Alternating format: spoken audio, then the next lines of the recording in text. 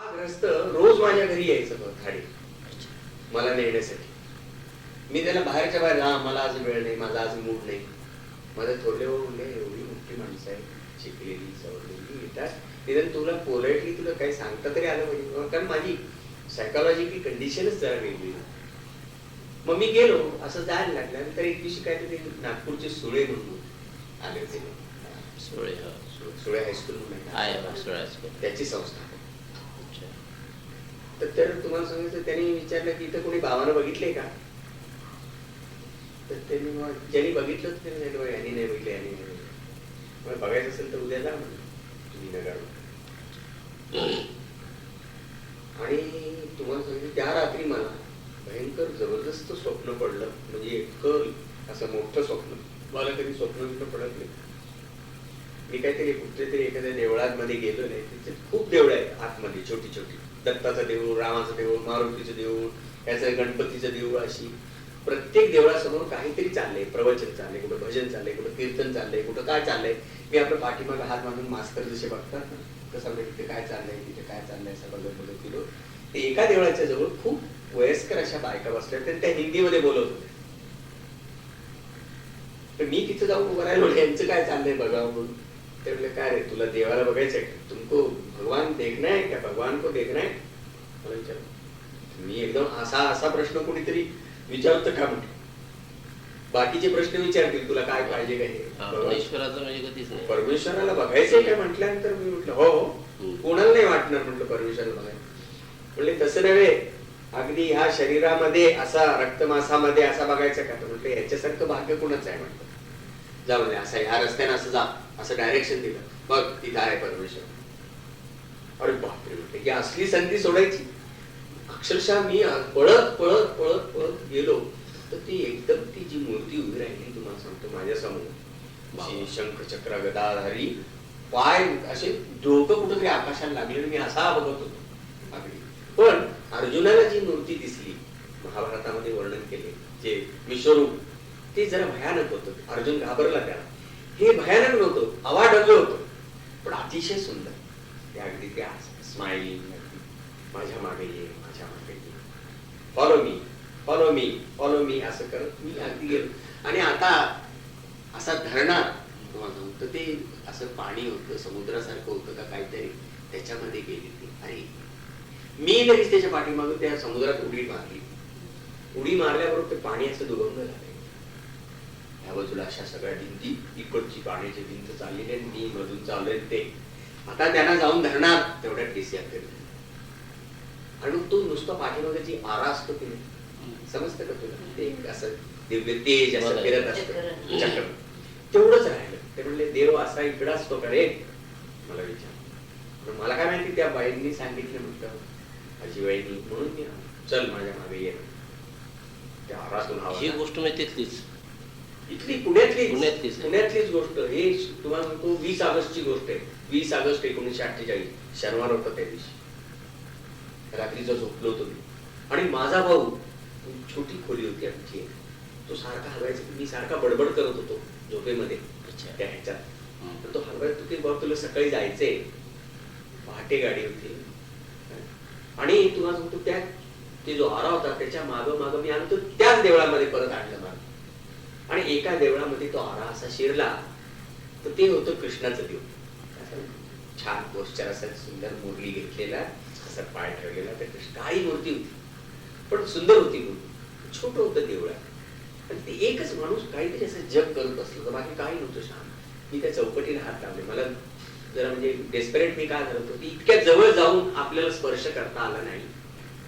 तुमच्या लक्षात? पण मग मी म्हटलं, मला ते सूरदासाची आठवण आली. की बाहा छुड़ाए जात हो, निबल जान कर मोहे, यसे जब जाओगे मर्द बधाओ. त्याला जेव्हा विहिरीतनं बाहेर काढला, तो आंधळा होता सूरदास. आणि तो जेव्हा असा त्यांनी पाहिले कोणी आपल्याला काढले, तर म्हणजे कृष्णाशिवाय कोणी काढणारच नाही आपल्याला. आणि हा कुठे गेला निघून? तर ठीक आहे म्हणे, तू माझं शरीर हात सोडून गेलास, पण माझ्या हृदयातून जेव्हा जाशील तेव्हा तुला मर्द म्हणेल. तसं मग काय झालं की मी तिथं गेल्यानंतर मला म्हणले, हा भजन सुरू करा. आणि त्या चौकटीला अशा हसली. आणि मग मी भैरवी रागामध्ये असं काहीतरी भजन म्हणते. मराठी असेल किंवा हिंदी असेल मला आठवत नाही. आणि मग भावाने जोरात हलवल्यावर मी जागा झालो. अरे तुला जायचंय ना म्हणजे. आणि मग जागा झाल्यानंतर मी खडबडून उठलो. तर मला ती तो जी रात्रभर ज्या स्वप्नाचा तो मूड जाईना माझा, तशाच परिस्थितीमध्ये मी काय मला संध्याकाळी ते परत यायचं होतं. आंघोळ केली, लगेच पडदेशी कपडे घातले आणि निघालो. मग आम्ही 10-15 लोक जाणार होतो त्या गाडीतून. तिथून निघालो आम्ही. निघून नगरला आलो. मग विसरलो मी सगळं गप्पा गोष्टीमध्ये, गमतीमध्ये. एका धर्मशाळेत होतो, तिथंच त्यांच्या बाबांच्या ऑफिसच्या. मग हे लोक आता ज्यांना माहिती होतं जे ठाणे वगैरे, तर हे आम्हाला घेऊन गेले त्यांच्या ऑफिसमध्ये. त्या आदिती राणी आम्ही तिथं. म्हणजे मला त्याला एक हसू आलं. म्हणजे एक तर म्हणले साधू संन्यासी, त्याला सेक्रेटरी असते. हे मला मोठी गंमत वाटली. म्हटलं सेक्रेटरी आहे, गव्हर्नरला असतात, कलेक्टरला असतात, त्याला असतात, साधू सेक्रेटरी असतो. ही फार मोठी मला तिथे गंमत वाटली. आणि तो सेक्रेटरी कसा सिक्रेटरी कसा होता, काय हँडसम हो. आधी दिसायला म्हणजे काय नसता, राजकुमार म्हणत असत. अतिशय व्हेरी हँडसम. यानंतर त्याचा तो बंद गळ्याचा जो पुरी कोट वगैरे बोलणं बिलणं असं होता एकदम. फार सर्वसाधारण माणूस तिकडं नाही ते असं की अवताराला शोभेल असा सेक्रेटरी होता एकदम. गेल्यानंतर त्याने कोण तुम्ही कुठून आला, थोडस कडक होते बोलणे. फार चांगला नवीन अतिशय उत्कृष्ट गाणारा गझल. म्हणजे आम्ही पुण्यावर आलो. कशाला आला म्हणले, कशाला आला म्हणले, कोणत्या गाढवानी तुम्हाला पाठवलं.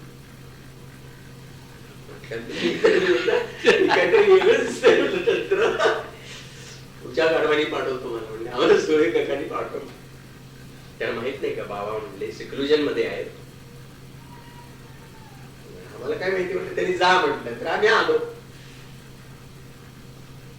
मग आम्ही असे निघणार परत माघारी. असं आहे बघा, बाबा आज पिंपळगावनं आरणगाव आले. पिंपळगाव म्हणजे मेहराबाद आणि आरणगाव म्हणजे मेहराबाद. त्यामुळे पिंपळगाव मेहराबादला आलेले आहे, म्हणजे आरणगावला. परत कधी जातील मला माहित नाही. तुम्हाला पाहिजे असेल तर तुम्ही रस्त्यावर उभे राहा, तुम्हाला मिळालं तर दर्शन घ्या. म्हणजे कसा क्लू असते. आम्हाला तेवढंच पाहिजे. म्हणजे गाडी कोण चालवते तेवढ्या एकानी विचारलं त्यांच्याशी. तर म्हणले मीच चालवतो. मी म्हणले तुम्ही आमच्या जवळ आल्या गाडी जरा हळू करा बरं. ठीक आहे ठीक आहे म्हणजे जात. मग आम्ही जेवण जेवण केलं आणि जाऊन त्या मेहराबादच्या रस्त्यावर स्टेशन कडून असा जो कॉर्नर आहे की त्या झाडाखाली बसलो. ती जागा अजून माझ्या आठवणीत ते झाड आहे. तुम्हाला जाताना मी दाखवलं.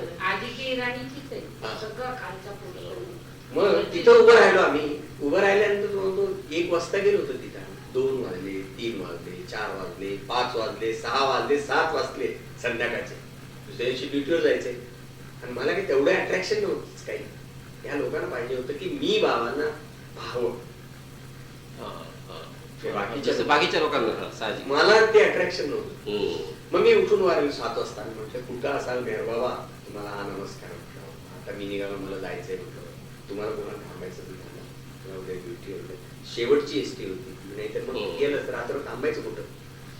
असा उठून उभा राहिलो, हात जोडलो आणि मोटारीचा कापा. आणि असा तो लाईट आला डोळ्यावर, हेडलाईटचा. संध्याकाळ जातो. तर सबंध मी जे रात्री जे तो जो प्रकाश पाहिला होता, दिव्य प्रकाश, आणि सबंध असा अंधारून म्हणजे डोळ्यापुढं असं सबंध काही दिसेना. ती गाडी अशी समोर आली. आणि तुम्हाला सांगतो बघा, बाबा पुढंच बसले होते. एवढाच भाग मी पाहिला. पण ते मोठ्या पुढच्या फ्रंट सीटवर तेवढं पण एवढा डोळा असा आम्ही हसताय वगैरे. आणि मला ती रात्रीची आठवण आली. रे त्यांना रात्री बघितलंय आपण, ते जे विश्वरूप बघितलं आपण हेच ते. आणि मग मला तिथं भोळ आली, फेंट, आणि मी पडलो असं. आणि हे मुलं काय झाले की ते पळत पळत त्या मोटारीच्या मागं. बाकीचे कोणाच कोणाचं लक्ष आहे. बाबाला बघितल्यानंतर कोणाला शुद्ध राहत नव्हती. त्याच्यामध्ये एकाच अपेंडिक्सचं ऑपरेशन झालं. तो विसरला, जोरात चालायचं नाही, पळायचं नाही, पळतोय तसाच. आणि थोड्या अशा अंतरावर ह्या घराच्या पुढे गेले आणि तिथं ती गाडीत असं डोकं बाहेर काढून त्याला घेऊन यायला. मग लक्षात आलं लोकांचं किंवा मी त्या ठिकाणी असा पडलेला आहे. मग ते सगळे धावत माझ्याकडे, एकाने इकडे धरले, एकाने इकडे धरून मला बाबांच्या गाडीजवळ नेले. त्यामुळे असं डोक्यावरनं हात इकडं तोंडावरनं वगैरे. म्हणजे इंग्रजीमध्ये 2 वाक्य बोलले, I know you, I love you. ही पहिली स्मरायचं संपलं. ते तिथं ते जुने संबंधाची काय होते, मला त्यांनी जरा धक्का दिला, पडली ती चक्र जावे केलं. जरी आता ह्या 21 ऑगस्ट 1948 संध्याकाळी 7:15 वाजता आणि मग तिथून जी सुरुवात झाली तुम्हाला, त्याच्यापूर्वी मी कधी काव्य लिहिलं नव्हतं, काय नव्हतं. धडाधड डॉक्टर गणेश लेक्चर झालं की माझं काव्य तयार.